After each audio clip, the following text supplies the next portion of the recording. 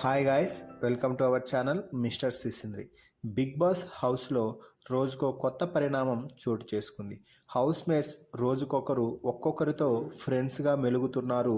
క్షణాల వ్యవధిలోనే వారు గొడవ పడుతున్నారు. బిగ్ బాస్ సీజన్ 8 ప్రారంభమయ్యి ఒక్క వారం కూడా ముగియక ముందే కంటెంట్ ఇచ్చేందుకు కంటెస్టెంట్స్ తెగ పోటీ పడుతున్నారు. ఇక ఇది ఇలా ఉంటే తాజాగా లైవ్లో ఒక సంఘటన జరిగింది.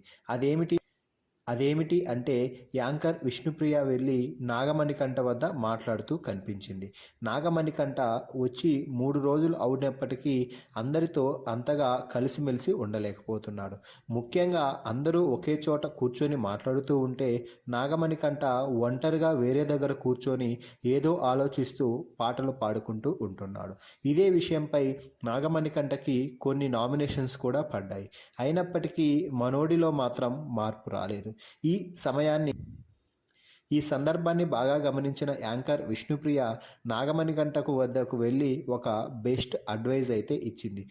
నువ్వు బిగ్ బాస్ హౌస్లో ఉన్నావు అనే విషయాన్ని మర్చిపోయినట్టు ఉన్నావు.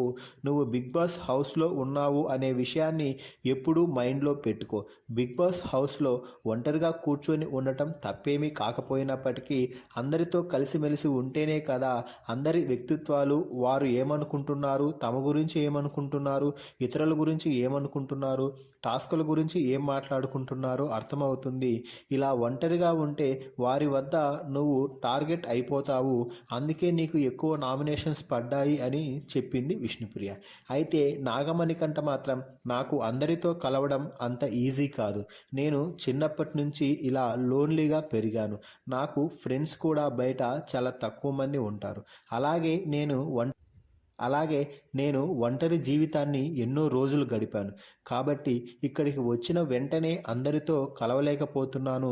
విడివిడిగా ఒక్కొక్కరితో బాగానే మాట్లాడుతున్నాను, కానీ అందరూ కూర్చొని ఉన్న చోటికి నేను రాలేకపోతున్నాను విష్ణుప్రియ అంటూ చెప్తున్నాడు. దీనికి విష్ణుప్రియ, నువ్వు మెల్లిమెల్లిగా అలవాటు చేసుకోవాలి మణికంఠ. ఇక్కడ ఇది అందరితో కలిసిమెలిసి ఉండటం అనేది చాలా ముఖ్యం అని చెప్పింది. మొత్తంగా విష్ణుప్రియ నాగమణికంఠకు అయితే ఒక బెస్ట్ అడ్వైజ్ ఇచ్చింది అని చెప్పవచ్చు. నాగమణికంఠకి విష్ణుప్రియ ఇచ్చిన అడ్వైజ్పై మీ అభిప్రాయాన్ని కామెంట్స్ రూపంలో తెలపండి. అలాగే మన ఛానల్ని సబ్స్క్రైబ్ చేయండి.